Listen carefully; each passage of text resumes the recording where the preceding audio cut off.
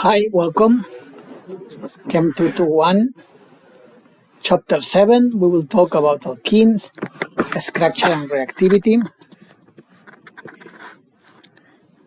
The chapter is divided by industrial preparation and use of alkenes, calculating the degree of unsaturation, naming alkenes, cis-trans, isomerisms in alkenes, alkene stereochemistry and the EZ designation, stability of alkenes, electrophilic addition reactions of alkenes, orientation of the electrophilic addition, the Markovnikov rule, carbocation structure and stability, the Hammond postulate, and finally we will talk about the evidence of the mechanisms of electrophilic additions, carbocation rearrangements. And alkenes sometimes are called double bonds. On olefins, I will prefer to call it double bonds in order to avoid the confusion between alkene, alkyne, alkane. Why? Because I am not English native speaker. That means that in order to differentiate very clearly between alkene, alkane, and alkane, I will say double bond. Okay. Double bonds are present in a lot of natural products. Here you can see some examples in the slide. For example, alpha-pinene that is used in the perfume industry, or the alpha-carotene, the beta-carotene, that is present in the carrots. Okay, we can talk about calculating the degree of unsaturation. The degree of unsaturation is to calculate how many how many double bonds we have. And when I say double bonds, means how many double bonds or ring closures or triple bonds we have. For a normal alkane, the normal formula of alkane is the number of carbons, okay, and the hydrogens are the number of carbons multiplied by 2 plus 2. That means, for example, we take ethane, okay, as you can see in the slide, we will have 2 carbons and 6 hydrogens. The number of hydrogens is twice the number of carbons, 2 multiplied by 2, 4, plus 2, 6. Then, for each 2 hydrogens that we have less in this formula, we have one unsaturation. Okay, 1 degree of unsaturation. That means, for example, in the case of ethane, here we can calculate, the formula is C2H4. Okay, that means the normal formula, if it was totally unsaturated, will be C2H6, following the formula of alkane. Because we only have, instead of 6 hydrogens, we only have 4, means that we have 2 hydrogens less, means that we have 1 degree of unsaturation. Okay, here we have some examples. Okay, for example, the 4-methyl-1,3-pentadiene. And if we calculate the number of unsaturations, we will get that we have 2 unsaturations that corresponds to the 2 double bonds. In the case of cyclohexane, we can do the same, and you will find that you can calculate the formula for 6 carbons, means that will be 2 per 6 plus 2, that means 14 hydrogens. If we sum all the hydrogens that we have in this structure, we will see that we only have 10 hydrogens. Okay? That means that we have 2 unsaturations. Which are these 2 unsaturations? One is the double bond, and the other is the ring closure. Okay? A ring closure counts like an unsaturation. For example, in the next example, we have 2 ring closures. If you calculate the degree of unsaturation, you will see that we will have 2 degrees of unsaturation. And finally, a triple bond is exactly the same. A triple bond counts like 2 double bonds. That means that the saturation will be 2. What happens if we have other atoms in the molecule? Well, if we have other atoms in the molecule, we can focus in halogens, oxygens, and nitrogens. What we have to do if we have halogens in the molecule, we add the number of halogens to the number of hydrogens. That means a halogen is the same than one hydrogen. Okay? The number of oxygens we can ignore.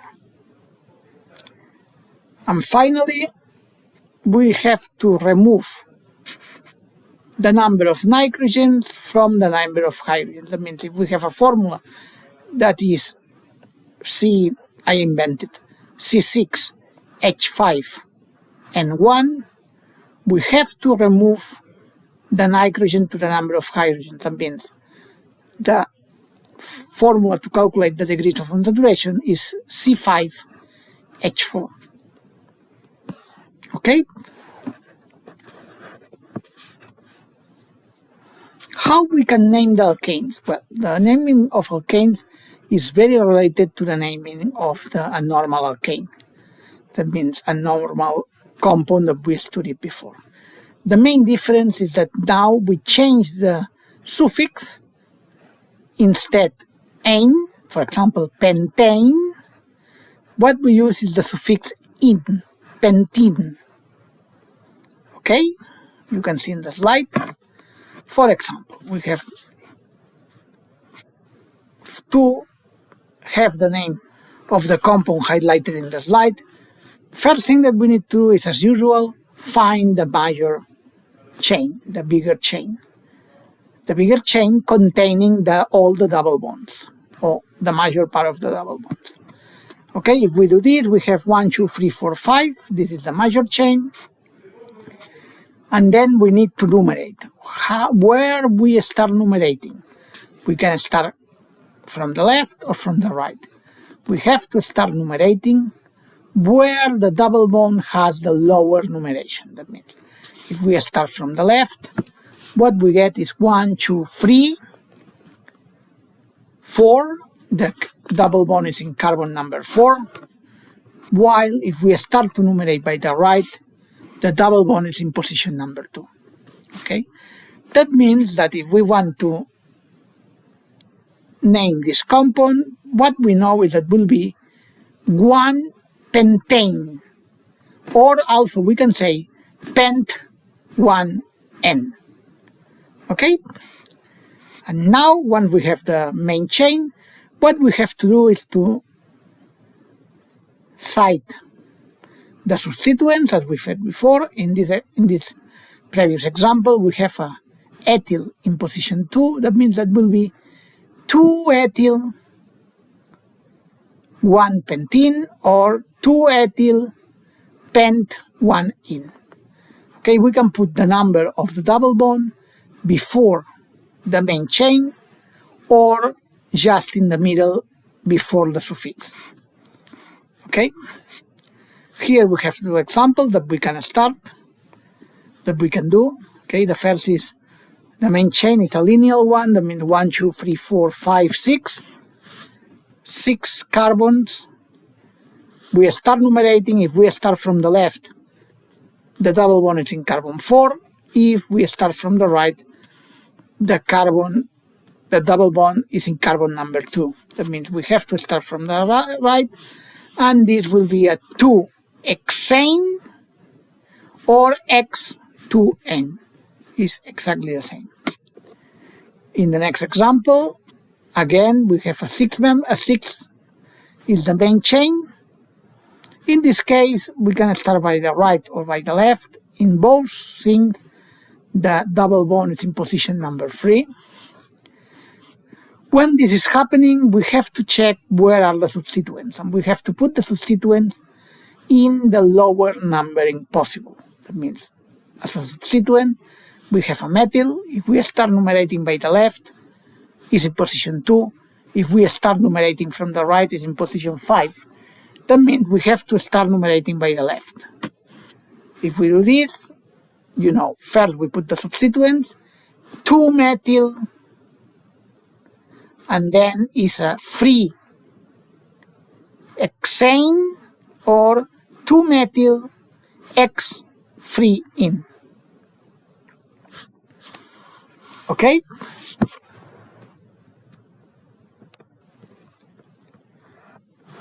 Here you have some examples of naming alkenes. Please try to do it at home. Okay, in the case of the lineals with different substituents, remember that if we have two substituents that are the same, for example, in the first case, we have a 2,5-dimethyl free heptane or 2,5-dimethyl hept free N. Okay, we can choose the way that we want. One important thing is that in the main chain has to be the major part of the double bonds. Okay, has to be all the double bonds. For example, if we check this molecule, we can say that the bigger chain is taking the propyl. But if we take the propyl, we left one double bond outside. Okay, that means this is not possible. We have to take the bigger chain with all the double bonds. That means in this case will be 6 carbon chain. Okay, and if we start numerating from the left, is in position 1 and position 4.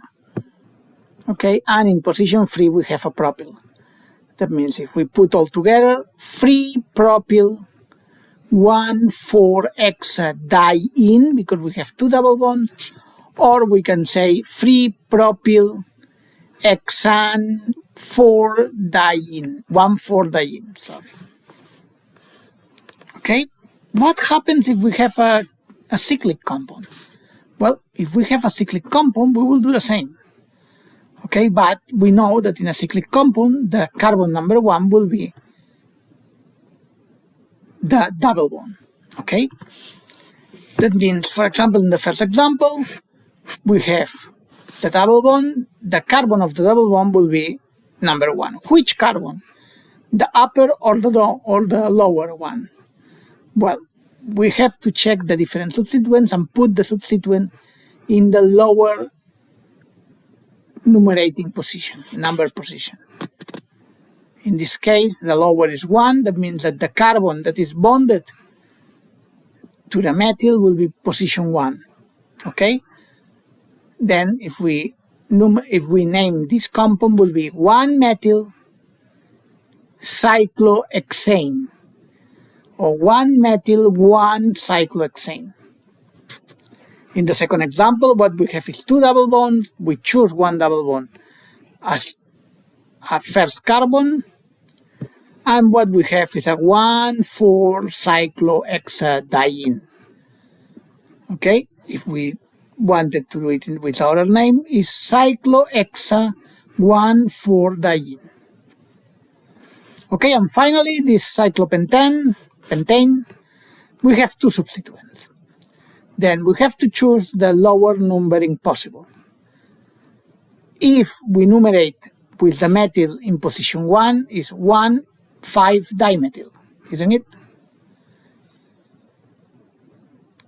Because we start from one part of the double bond, we go through the double bond, and then it's a 1,5-dimethyl.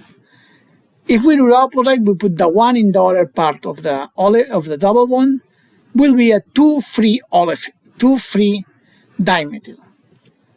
1,5 is lower than 2,3. Okay, 15 is lower than 23. That means that we will choose 15.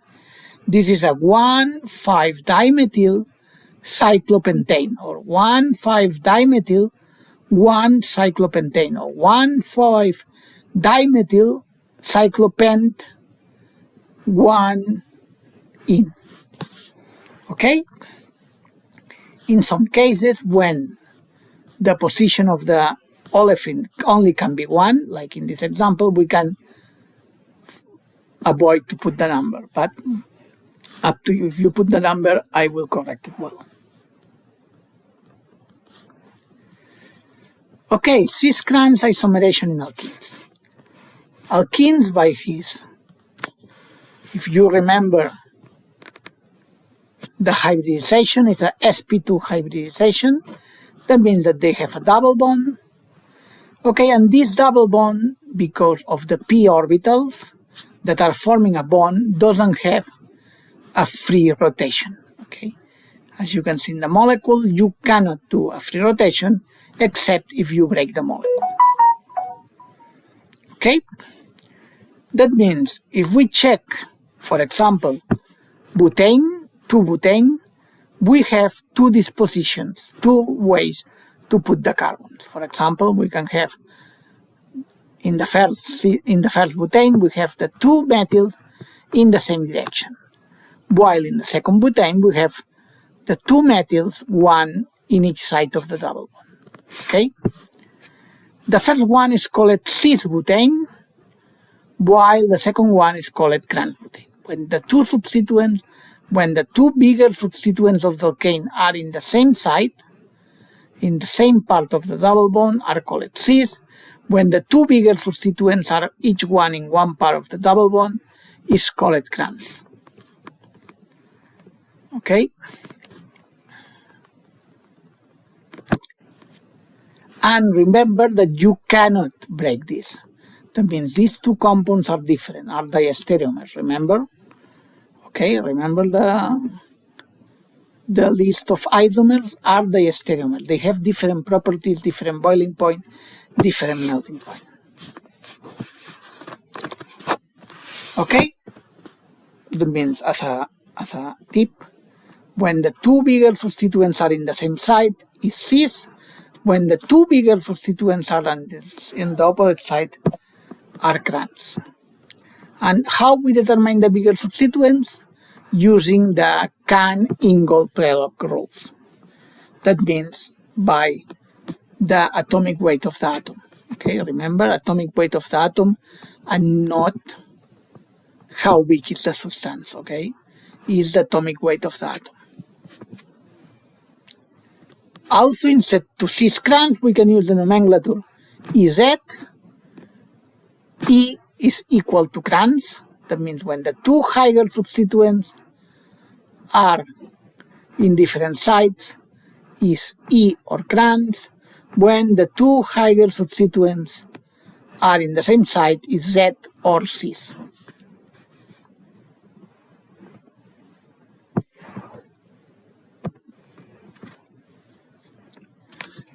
What is the stability of alkanes?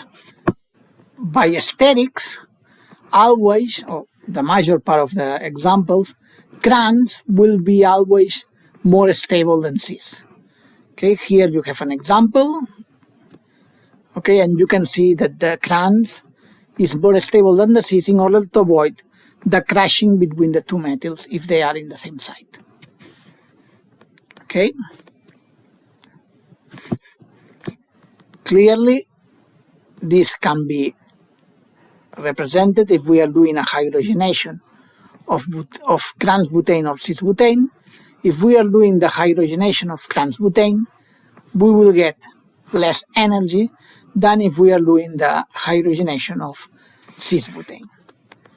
In the cis, we get minus 120 kilojoules, while in the trans we get 116. It's not so much because are methyls, but if we increase the sterics of these two groups, for example, we put a phenyl or we put even something bigger, the difference of energy will be bigger. Okay, what is the stability of alkenes? Okay, normally one alkene is more stable when more substituted it is. Okay, that means a tetra-substituted alkene double bond will be more stable than the tri-substituted, will be more stable than the D-substituted, then will be more stable than a mon-substituted. And this is because the hyperconjugation. Okay? The hyperconjugation is a mechanism that allows the stability of double bonds. Okay, we will not enter because it's a very complicated concept, but only to remember that tetra-substituted double bonds are more stable than tri-substituted, are more stable than D-substituted, are more stable than mono-substituted.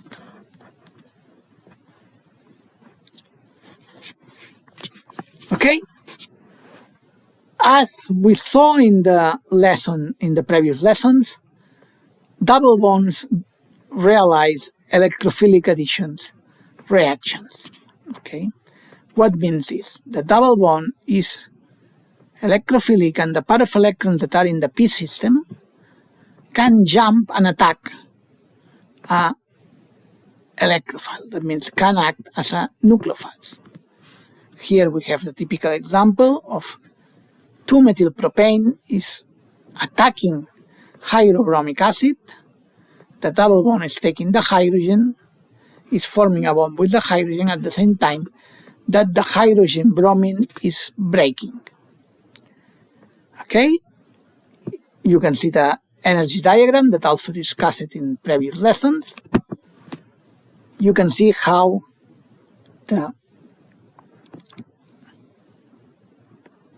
if we do the energy diagram, the double bond is attacking the hydrobromic acid.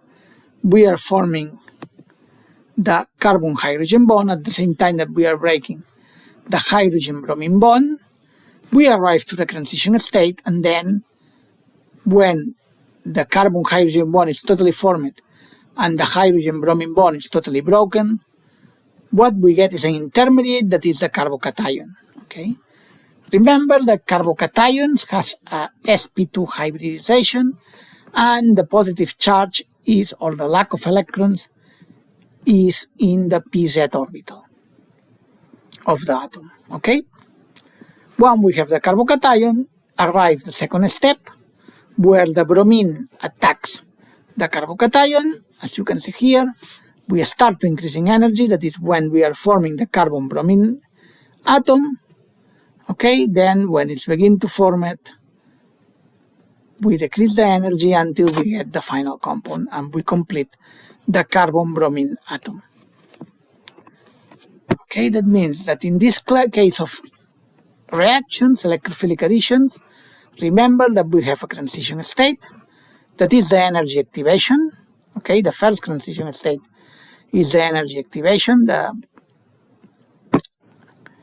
and then we have an intermediate, that is a carbocation, and a second step that is always faster than the first step. Okay, and the process could be exogenic or endogenic depending on the circumstance. Okay, but if we have a double bond, we always use a double bond that is symmetric. What happens if we use a double bond that is not symmetric? For example, 2-methylpropane. We have a double bond where one part is a carbon bonded to two carbons, and the other part is a CH2, a carbon bonded to two hydrogens. And we are treating this with hydrochloric acid, that is exactly the same as HBr. Okay, what is happening? Well, the double bond attacks the molecule of HCl or HBr, this is the same, and we form the intermediate that is a carbocation. Which carbocation we can form? We can form two, isn't it?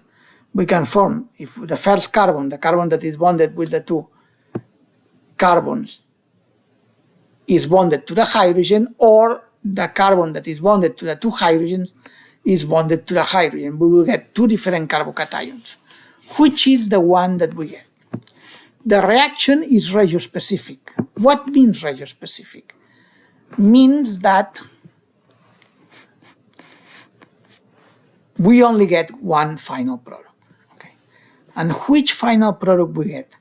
We get always the product that gives us the most stable carbocation. And which is the most stable carbocation? The most stable carbocation is the one that is more substituted. Okay, in this case, the most stable carbocation will be the carbocation that we form with the carbon that is bonded to two methyls. And this will be the intermediate, not the opposite. Okay, that means we always go to the intermediate where the carbocation is more stable, that is where the carbocation is more substituted. This is called Markovnikov rule. Okay, here you have some examples that you can do it. But remember, always the intermediate is the carbocation more stable, the carbocation that is more substituted. Okay, here you have the structure of carbocation that we talked before. The carbocation normally is a carbon that is sp2 hybridized, okay, where the lack of electrons or the empty orbital is the pz orbital. Okay, remember sp2, what means? It means 120 degrees, that is planar, etc.